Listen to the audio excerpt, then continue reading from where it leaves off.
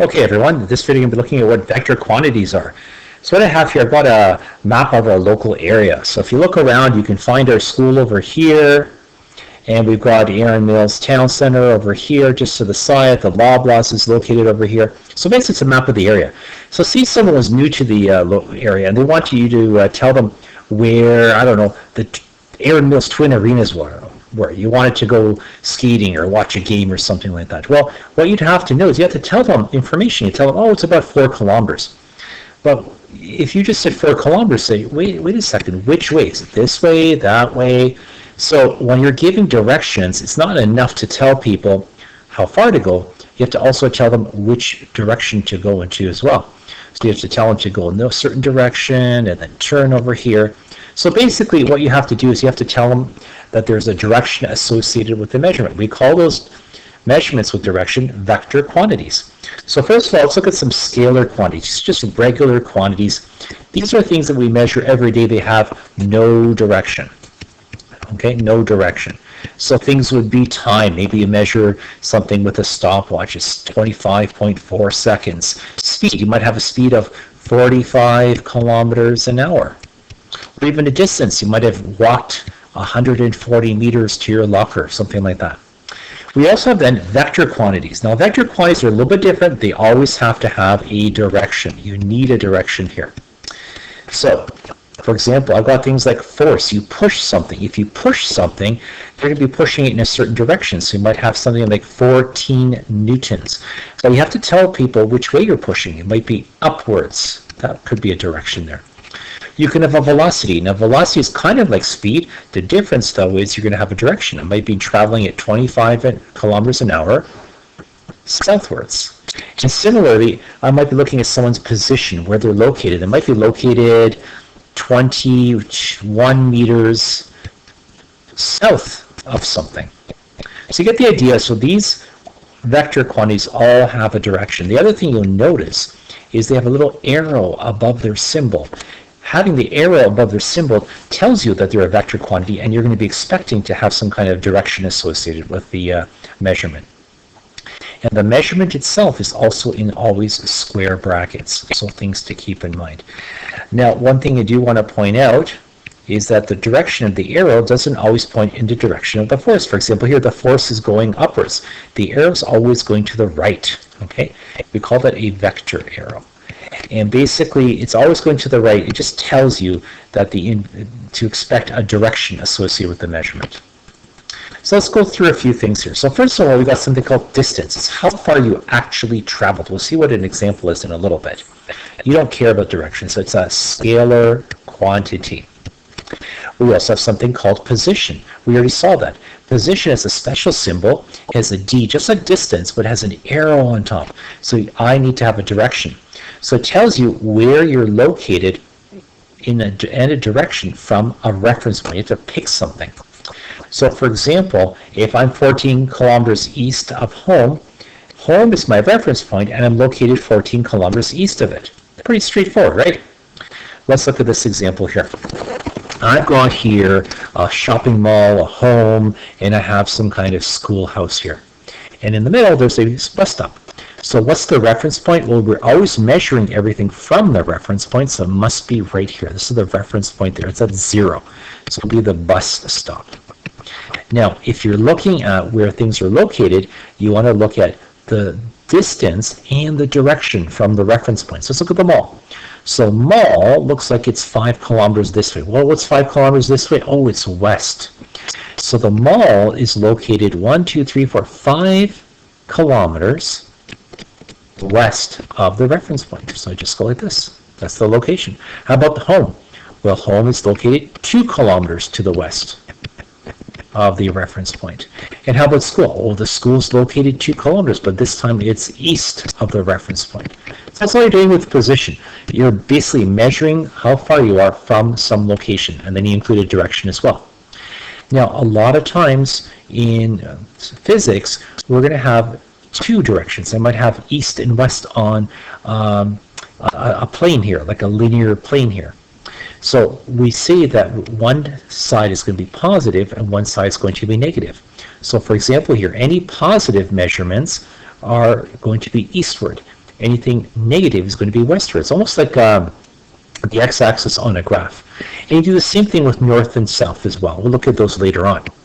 So because of this, another way of recording these measurements would be this. Well, if I want to write down that I'm located 5 kilometers west, well, it's really negative 5 kilometers east. This negative means opposite, so opposite east means west.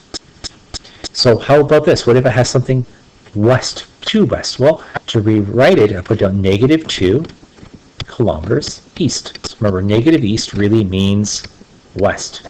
So really key. It just means opposite again. So just to remind you. How about this?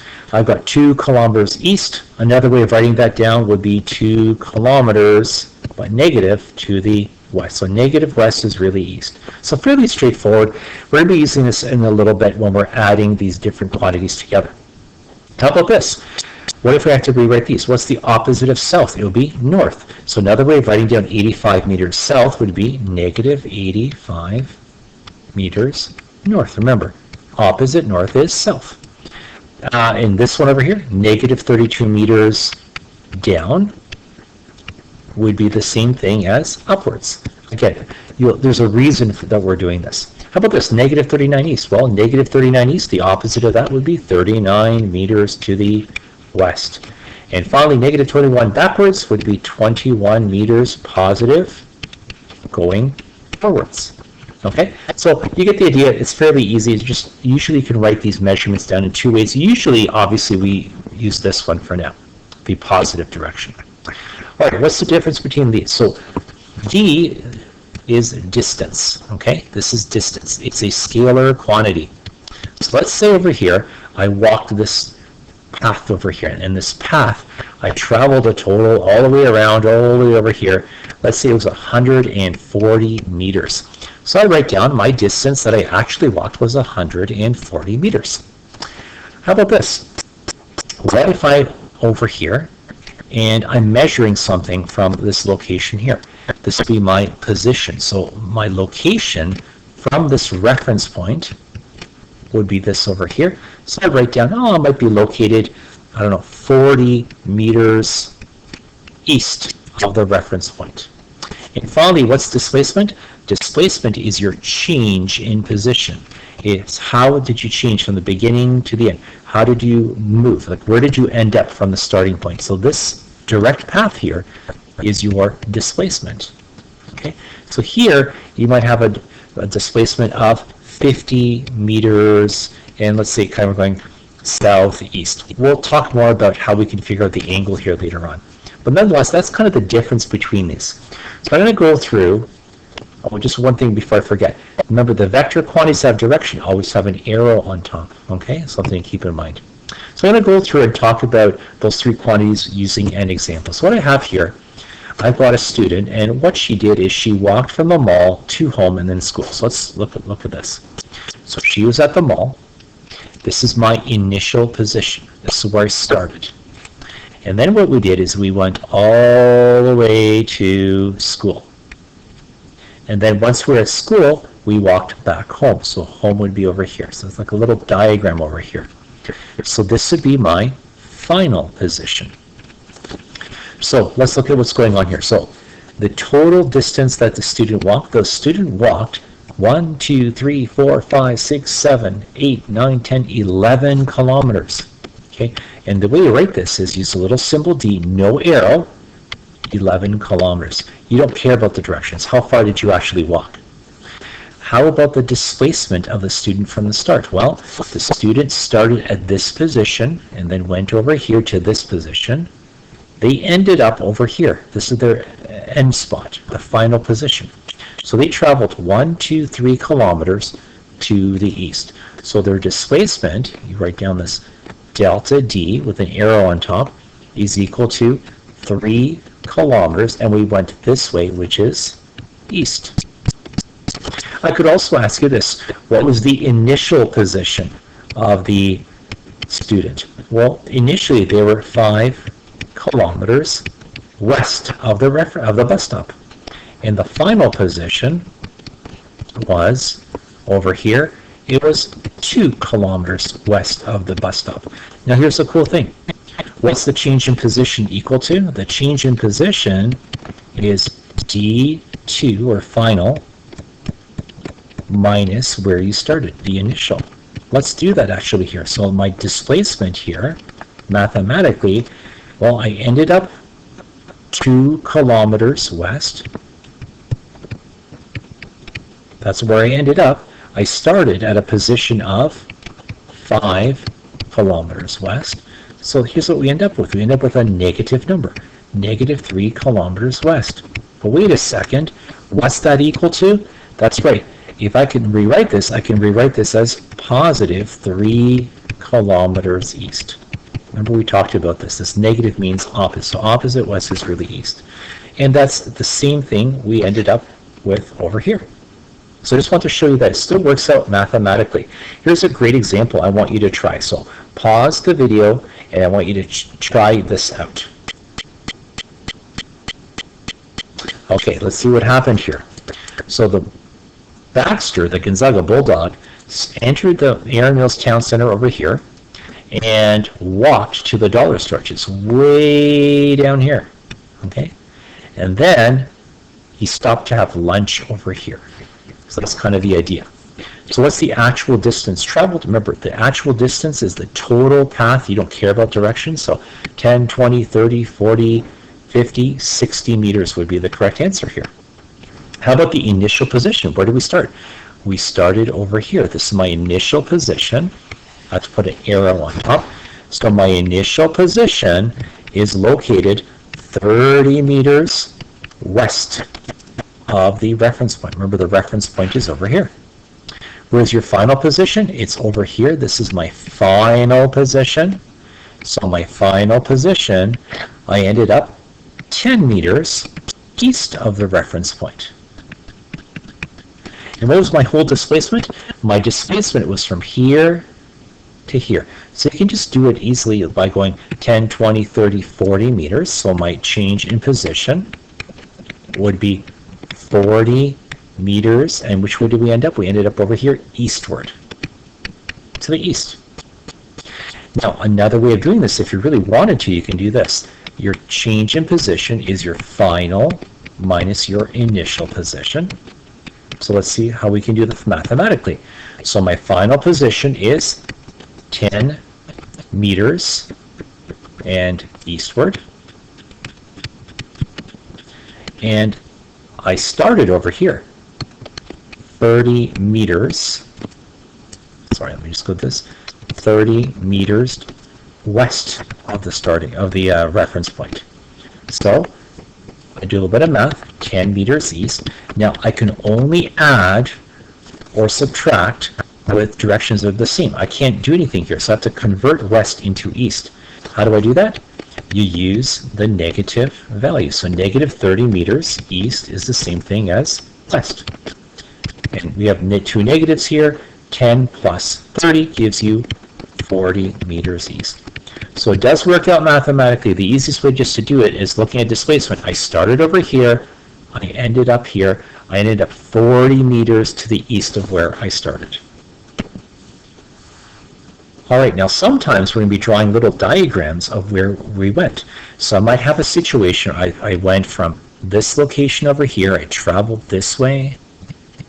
And then I traveled over here. And finally, I ended up right there. So basically, I started here. This is my initial position. Then I stopped over here for a little bit. Let's call this my second position. And then I ended up over here. This is my third position. And this is my final position. Now, what you want to do is you want to think about this. I went from here to here. This is a change in location or positions. This is a displacement. So this is my initial displacement. So I can draw it as an arrow. And this is my next displacement. I went from here to here. This is my second displacement. And finally, I have this one over here. This is my third displacement. I went from here to here. So what you want to be able to do is sometimes you want to be able to draw these diagrams to scale. And this arrow over here represents where you went, how far you went, and in what direction. That's exactly what we're going to be doing next. So we're going to draw vectors to scale. So drawing vectors to scale. So there's just a few steps that we have to do. So first of all, you have to pick a scale. So for example, I can't draw a line that's 45 meters long on this paper. It's ridiculous. So I'm going to use a good scale. So good scales would be things like 1 to 1, 1 to 10, 1 to 5. So here, 1 centimeter would equal 10 meters in real life would be an appropriate scale, because then this line would be 4.5 centimeters long. You also have to have always a compass point. Always have north at the top. So north, south, east, west. Never eat shredded wheat if you can't remember. Sometimes we're also going to have this: up, down, forwards, and backwards as directions. So you've got all kinds of combinations we're going to see in this course. Now what we're going to do is we're going to draw a line that represents this using this scale. So let's bring in my ruler. So I've chosen my scale. I have my compass over here. I'm going to draw my line accurately. So I have to draw a line that's 4.5 centimeters long, and it has to be going eastward. So eastward this way. So let's draw a little line. Here we go. This is exactly 4.5 centimeters. Now I'm going to draw an arrow tip. The arrow tip has to be part of that 4.5 centimeters. So everything here should be 4.5 exactly what you see there. And then usually you label this as well. Okay? So what I'd like you to do is I want you to try drawing some of the diagrams down here, and then later on we'll see how you do. So pause the video. Okay, let's see how you did. So this line over here was drawn 3.7 centimeters going towards the west. This one is 2.2 centimeters going southwards. I'm going to make this one, I made this one, I think I made an error here. I'll go back to this. These are 1 to 5 centimeter scales. So this should actually be 5 centimeters long. So it should be a little bit longer here, twice the length. Let me just get my ruler back up here, bring it up, and we're going to fix this. All right, here we go. So using my 1 to 5 scale, the way to do this properly will be as follows. So draw this line 5 centimeters long exactly. And then we're going to the east, so put a little arrow, and the 5 centimeter includes the arrow tip. Similarly for this one here, I have to draw my diagram towards the north. So let me just bring my, let me bring my ruler over if I can get it. All right, there we go. And this line has to be 3 centimeters long. Okay, there we go. 1, 2, 3. And this one is going towards the north. So basically just practice a little bit, make sure that you can draw some of these diagrams and that you understand how to go about understanding what the difference is between displacement and position. Okay, take care.